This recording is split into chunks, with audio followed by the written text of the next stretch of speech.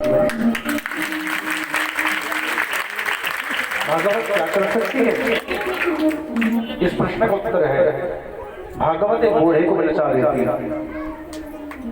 जब भक्ति सिर चढ़ जाती है, अब ये मत सोचना कि बुढ़ापा में किसे कह रहा हूँ, बुढ़ापे का कोई तन से नहीं होता।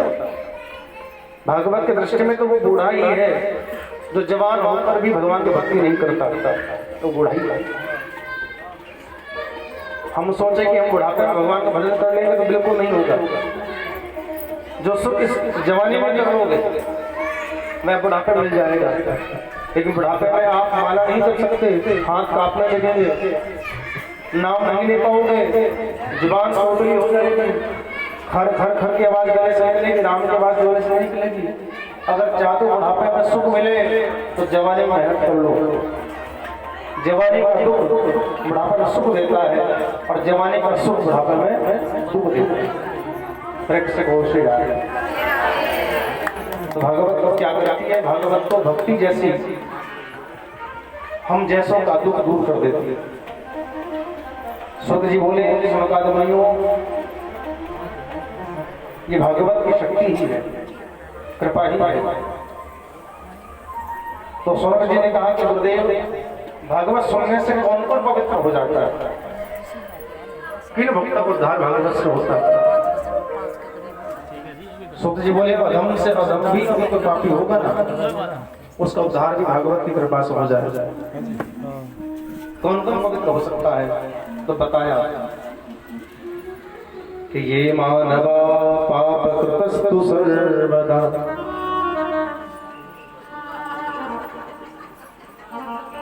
सदाचार रता दुराचार रता विमार्गगा। ये मानवा पाप कृतस्तु सर्वदा सदा दुराचार रता विमार्गगा। क्रोधा निदग्धा कुटिलश्च कामिन् सप्ताहयज्ञेन कलो पुनन्तिते। इस श्लोक का अर्थ है कि जो ये मानवा जो मानव पाप कृतस्तु सर्वदा, जो हर पल हर क्षण में पाप में लगा हुआ है, वह भी पवित्र हो जाता है भागवत सुनने मात्र से। जो दिन रात दुराचार करने में लगा है, गलत मार्ग पर लगा हुआ है, चोरी करने में लगा हुआ है, वह भी पवित्र हो जाता है। जो क्रोध की अग्नि में जल रहा है, दोषों को लेकर जल रहा है, वह भी पवित्र हो जाता है। जिसकी मन में दिखावा तो बड़ा सुंदर है, लेकिन मन अंदर कपट भरी हुई है, कुटिल, जो कामी है, लोभी है, क्रोधी है, सप्ताह यज्ञेन कलो पुनन्तिते। सप्ताह के सुनने मात्र, सार्वजनिक कथा सुनने मात्र से वह पवित्र होकर के धाम का स्थान कर जाता है। यहाँ एक कथा का प्रसंग सुनाया है, लेकिन अभी बताया मुझे कि लोगों को थोड़ा समय का भी भान हो रहा है, बल 5 बज गए। अब कथा विलंब से शुरू होगी तो विलंब से समाप्त होगी, लेकिन मैं बस 5 मिनट में कथा पूरी करूँगा, उसके बाद तो बढ़ेंगे। लेकिन कल से आप समय दीजिए, 4 घंटे कथा की मैं कम से कम रखता हूँ। हाँ, आपको तो समय ठीक लगे आप बता दो, हम उस समय बैठ जाएंगे। 4 बजे आरती करोगे? 12 से 4 12 से 4 बताओ, सबकी राजी है? 12 से 4, लेकिन 12 में फिर 12:30 मत करो। जिनके यहाँ जोर से बोलो। अभी कथा को विश्राम दूंगा मैं, जो कथा शेष रहेगी वो कल ही हम लोग सुनेंगे, क्योंकि समय नहीं है, लेकिन थोड़ी सी सोचना आप जरूर सुन लें। इस कथा की कुछ व्यवस्थाएं हैं, ध्यानपूर्वक सुनना। सबसे पहले तो व्यवस्था ये है कि जो जिनको जानकारी तक नहीं मिली कथा की, आप उन तक ये जानकारी पहुंचाएं। आप भी कथा में आओ, अपने साथ औरों को भी लेकर के आओ, उनसे कहें आप आना ना आना उनके हाथ में है, लेकिन आप कह करके पुण्य के भागी बने। जैसे हमसे जो कहते हैं ना भैया वृंदावन चल, वो चले ना चले, और हमें कहने का पुण्य मिल जाता है, हमें किसी को सही मार्ग की ओर बढ़ाया, वो जाए या ना जाए। मैंने कहा था कि भाई आएंगे जिनको ठाकुर जी बुलाए, लेकिन उनके बुलावा भेजने का हमारा जिम्मेदारी है। और दूसरा, ये कथा किसी विशेष की नहीं है, इस कथा में किसी एक का अधिकार बिल्कुल नहीं है। मैंने सुबह भी ये बात आपको कही, कुछ देर पहले भी कहा था, लेकिन फिर कह रहा हूँ कि कथा उनकी है जिनके बाकी बिहारी है, वो आप देख लेंगे। किसके हैं किसके मुझे नहीं पता, मेरे थे तो मैं आ गया सुनाने के लिए, आपके हैं तो आप जरूर आओगे, और जिनको ठाकुर से प्रेम नहीं है वो नहीं आएंगे। तीसरी बात, जब भी आप कथा में आओ तो खाली बिल्कुल मत आओ। अब आप कहोगे महाराज जी लालची हैं, बिल्कुल हो, लेकिन अपने लिए नहीं, अपराध लगता है। जब आप अपने बहन के यहाँ जाते हो तो खाली हाथ नहीं जाते, जब गुरु जी के घर जाते हो तो खाली हाथ। कुछ चीजें ऐसी हैं जहाँ खाली जाओगे तो खाली लौट कर ही आओगे। मैंने ये नहीं कहा कि कुछ लेकर आओ, मैंने आपसे ये नहीं कहा कि धन ही लेकर के आओ, खाली मत आओ। पत्रम पुष्पम फलम तोयो, आप फल ले आओ, पुष्प ले आओ, आपसे जो बने आप लेकर आओ, और भी कुछ ज्यादा नहीं, प्रसाद ही ले। वो प्रसाद तो हम नहीं खाएंगे, आप तो लालची नहीं। लालची तब होता जब कहता कि घर से आओ तो कम से कम 1100 लेकर के आओ, लालची तो होता नहीं। पर वो भी कहूँगा, वो नहीं कहूँगा अभी, प्रेम से कहो श्री राधे, जोर से बोलो। थोड़ा सा प्रसाद आप सभी लेकर कल आएंगे, क्योंकि वो प्रसाद सब लाओगे फिर भगवान भाव लगेगा, सबको बढ़ जाएगा। जोत जल रही है, जोत के लिए घी आप सब लेकर के आए, प्रसाद लेकर के आए, और यहाँ की व्यवस्था आप सबकी जिम्मेदारी है। समय से आप आइए, ये नहीं कि यहाँ झाड़ू कौन सफाई कौन करेगा, आप गंदगी मत करना, तो सफाई करने की जिम्मेदारी नहीं है। अगर गंदगी करोगे तो साफ भी आप ही करोगे, क्योंकि भगवान का दरबार है, इसको गंदा करना काम नहीं है। यहाँ तो सफाई करेंगे, प्रसाद आपको मिले तो उसको पल्ले में या हाथ में ऐसा लो कि वो गिरे ही नहीं। अपने घर जाकर प्रसाद बांटो, लेकिन प्रसाद का पान बिल्कुल ना हो। खूब प्रसाद में घर से लाओ, आपका जो मन करे वह प्रसाद बांटिए। कथा में आप पूजन करना चाहते हैं, आपके घर चावल गए होंगे, गए थे, कुछ लोगों ने पूछा कि महाराज जी ये चावल क्या होगा, कब चढ़ावे, वो क्यों दिए गए, पहले ये सुन लो। आपने कलश यात्रा में ये कलश क्यों खाया, क्यों चले आप इतनी दूर, क्या मिला आपको चलने से? कलश यात्रा का अर्थ है हम भगवान की शोभा बढ़ा रहे हैं। ये काम साधारण काम नहीं है। विवाह करना आसान है, विवाह में तो एक जिम्मेदार रहता है, रिश्तेदारों को गांव को देखता है, लेकिन ये 10 विवाहों के बराबर है, उससे बढ़कर ये भागवत करना कार्य है। इसमें सबको साथ लेकर चलना पड़ता है। एक उधर को भाग जाए, हमें पूछा नहीं, उधर से भाग जाए, उन सबको जोड़ कर चलने का कार्य है भागवत कथा। ये जो आपने कलश उठाए, ये कलश आपने अपना नाम समझो चढ़ा दिया रजिस्टर में कि प्रभु जी मैं तन मन धन से आपकी कथा को समर्पित हूँ। ये नारियल मेरा साक्षी है, जब तक कलश यहाँ होगा मेरे कुल के जितने भी पितृ देवता हैं, मेरे पूर्वज हैं, वो सब यहाँ रहेंगे। इस मंडप पर जो आपके सामने मंडप बना हुआ है उनका स्थान यहाँ हो, और मेरे साथ साथ मेरे कुल के जितने पितृ देव देवता है वह सब आपकी कथा को सुनेंगे, और वह संसार से उद्धार होकर भगवान के धाम को प्रस्थान करेंगे। पर ये नहीं कि आज तो कलश रख दिया, पड़ोसन ने कहा था, और 7 दिन दिखाई नहीं दी,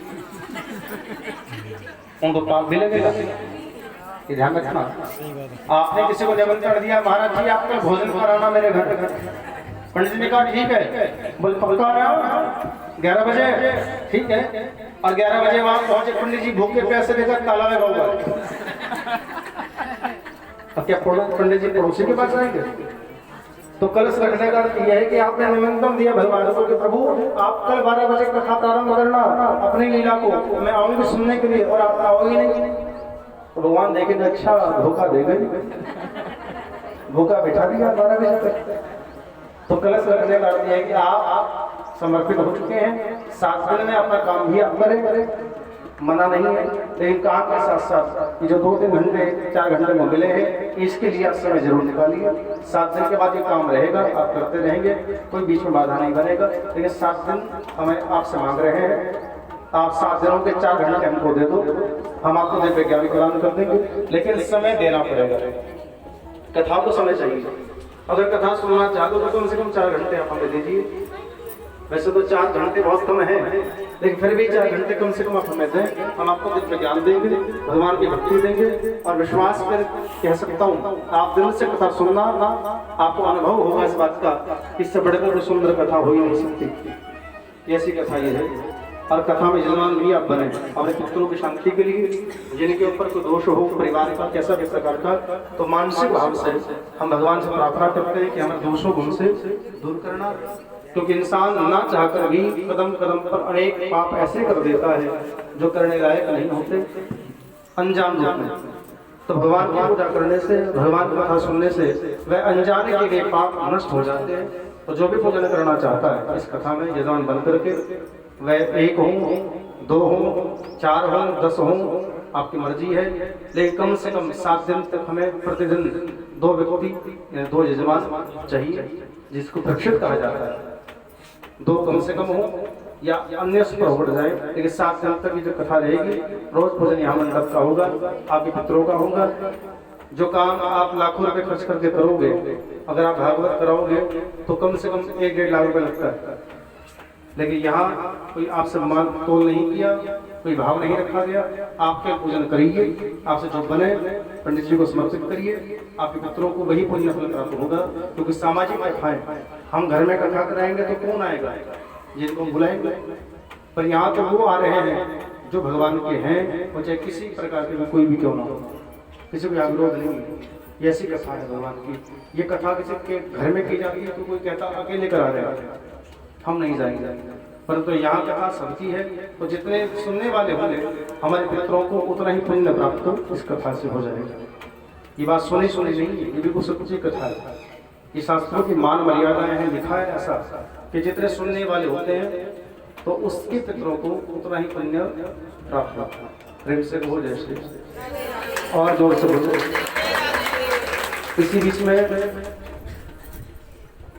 जिन्होंने कलश उठाए वो रोज आए, मैंने बोल दिया आपको लगातार आना पड़ेगा, नियम से आना पड़ेगा, संयम रखें। और जितने हम लोग बैठे हैं, अगर मन सबका करता हो, जो कलश रखे हैं वो भी, जिसने नहीं रखे वो भी, जिम्मेदारी सबकी। अगर आपका मन करे, और जिन कलश हैं उनको तो करना ही पड़ेगा, मैं फिर भी कह रहा हूँ, फिर भी करना पड़ेगा। कलश रखें, इस मंडप की परिक्रमा करनी है आपको, क्योंकि परिक्रमा करने पर हम जितने कदम भगवान के नाम को लेकर जाकर चलते हैं, उतने कदम पर हमारे पाप दूर होते चले जाते हैं।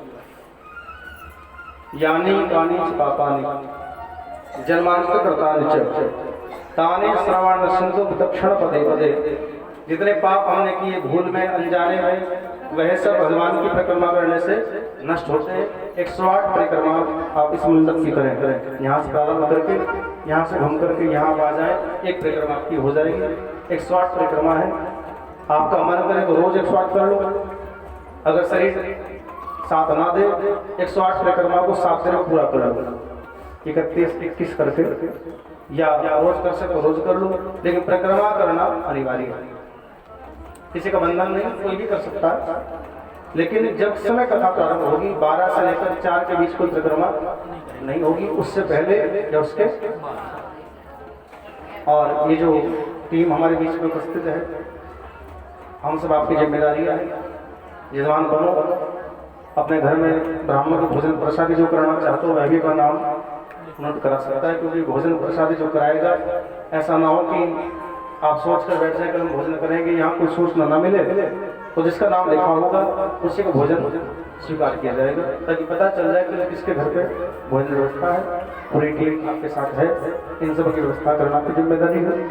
और समय से आपको कथा में, अगर आप समय से आओगे तो आप समय से घर जाओगे, ठीक है। अगर आप लेट आओगे तो फिर सीधा तो मैं भी नहीं, समझना। वो भी टेढ़ा, उसका भक्त भी टेढ़ा, तो समय से आना। प्रेम से कहो श्री राम, और जोर से बोलो, और जोर से आइए। बस अंत में आरती करेंगे। हो अपनी वाणी में